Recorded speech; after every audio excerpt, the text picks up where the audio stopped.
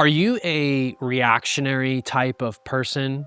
Meaning that when something takes place, when someone mistreats you or something happens, a situation, you let your emotions get the best of you, and you just react to whatever the situation is with however you feel in that moment.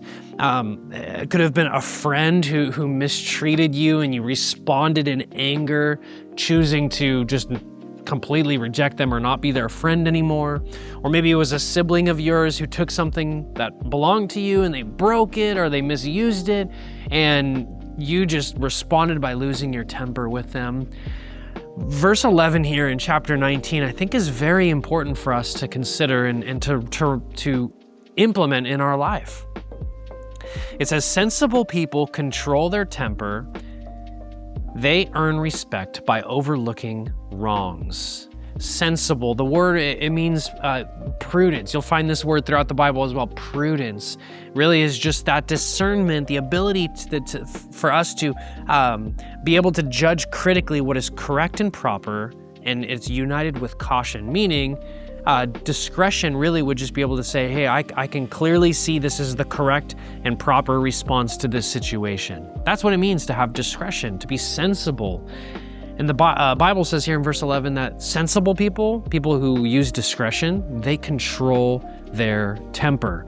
When something happens in life, a situation or a person mistreats us or whatever it may be, instead of losing our temper as Christians who walk in wisdom, we are to control our temper. We are to have what the Bible would say self-control, which we know is a fruit of the Spirit. To have self-control and to control your temper can only be done by the power of the Holy Spirit. And this is why we need the Holy Spirit, the Spirit of wisdom in our life. James 1:19 tells us, "This you know, my beloved brethren, but everyone must be quick to hear, slow to speak, and slow to anger."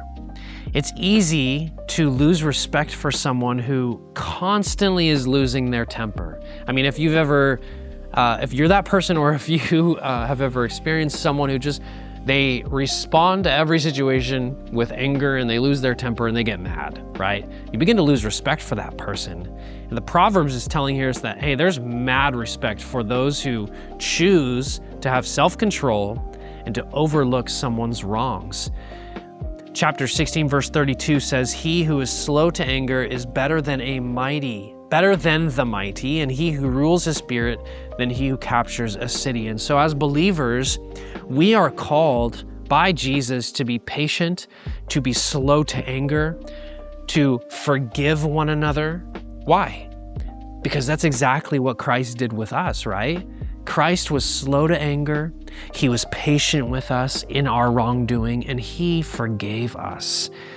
Ephesians 4:32, it says, "Be kind to each other, tender-hearted, having a soft heart, forgiving one another, just as God through Christ has forgiven you." Colossians 3:13 similarly says, "Make allowance for each other's faults.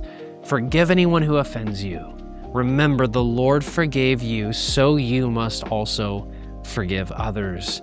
And so when others make mistakes, when others treat you wrongly or make a mistake with you, or even sin against you, do you lose your temper? Do you let your emotions get the best of you? Do you respond in anger? Or do you submit it to the Holy Spirit, following after Christ's example of forgiveness towards you? Do you pursue patience, long-suffering, forgiveness towards that person? You know, the Bible will tell us love covers a multitude of sins. And so may you and I choose, when people sin against us and make mistakes in our life, may we choose to be forgiving. May we choose, in the love that we have for God, to be patient towards those who do us wrong.